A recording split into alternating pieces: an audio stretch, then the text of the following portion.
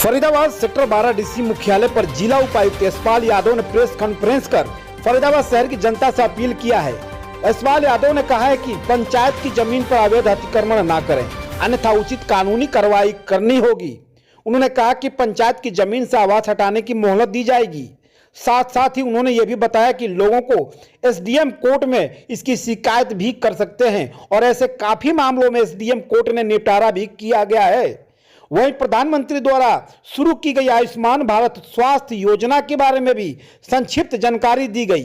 इस बाबत लोगों अपना गोल्डन कार्ड इशू करवा लें ताकि प्रधानमंत्री द्वारा शुरू की गई आयुष्मान भारत योजना का आम जन को लाभ मिल सके, जिससे वह स्वास्थ्य सेवाएं लेने में भी कोई परेशानी नहीं होगी।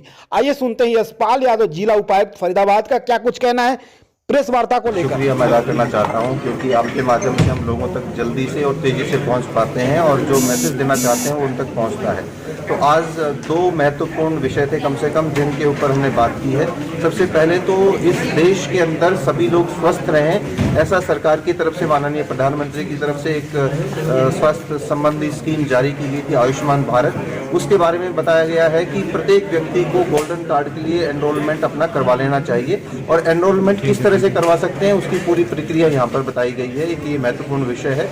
और अगर किसी को जो पहले ही एनरोल्ड हैं और अगर उनको किसी भी तरह से हॉस्पिटल से प्रॉब्लम आती है तो एक कमेटी जिले के अंदर बनी हुई है जिसके अंदर आकर वो कंप्लेंट दर्ज करवा सकते हैं। हमने 3 बैठकें उसकी की हैं और हर महीने उसकी बैठक करते हैं। अगर कोई गलत तरह से इसका फ़ायदा उठाने की कोशिश करता है या लोगों को फ़ायदा नहीं देता है तो उसके खिलाफ कार्रवाई की जा सकती है।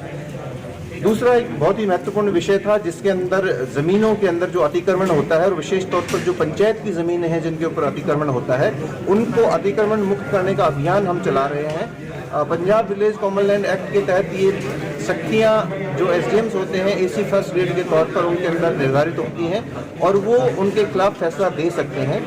मैं आप लोगों के माध्यम से उन सब लोगों को ये मैसेज देना चाहता हूँ कि जिन्होंने भी पंचायत की ज़मीनों पर कब्जा कर रखा है उनके खिलाफ क्रिमिनल कंप्लेंट दर्ज होंगी और उसमें 2 साल तक की सजा का प्रावधान है।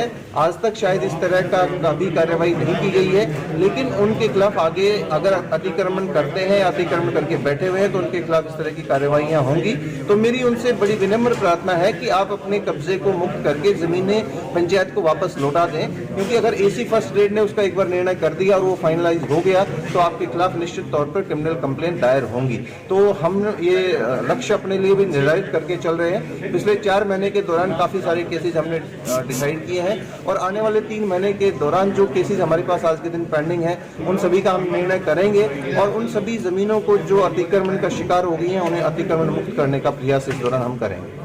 सर, जो अवैध कब्जे पंचायत की ज़मीन पर हो रहे हैं उनके लिए जो एग्जिस्टिंग है वो आपने जो 3 महीने का समय निर्धारित किया है, लेकिन आगे से ना हो, ऐसे में किसकी जिम्मेदारी तय की गई है और यदि वो जिम्मेदारी का निर्वाह नहीं करता है तो उन पर क्या कार्रवाई की जाएगी? प्राथमिक तौर पर जो सचिव होते हैं पंचायत के और जो ब्लॉक डेवलपमेंट पंचायत ऑफिसर्स होते हैं उनकी जिम्मेदारी है कि पंचायत की ज़मीनों पर किसी भी तरह के कब्जे नहीं हो और अगर कोई कब्जा करने की कोशिश करता है तो उसको रोकें और अगर रेसिस्टेंस होता है तो वो एसडीएम की कोर्ट के अंदर इस बारे में कंप्लेंट डाल सकते हैं जिसका फैसला वो उनको करना होता है और उस तरह से उस अतिक्रमण को हटाया जा सकता है। सर, आयुष्मान भारत को लेकर फरीदाबाद जिले की क्या स्थिति है? क्या जितना एक्सपेक्ट किया था लोगों ने रुचि नहीं दिखाई? तो नए साल का क्या टारगेट लेके चल रहे हैं? हमारे पास में 73,000 से ज़्यादा बेनिफिशरी ऑलरेडी हैं जिनको गोल्डन कार्ड इशू हो चुका है और आज आप लोगों के माध्यम से ये बातें मैं बाकी लोगों तक भी पहुंचाना चाहता हूं कि जितने भी लोग हैं वो भी गोल्डन कार्ड अपना इशू करवा लें ताकि इस योजना का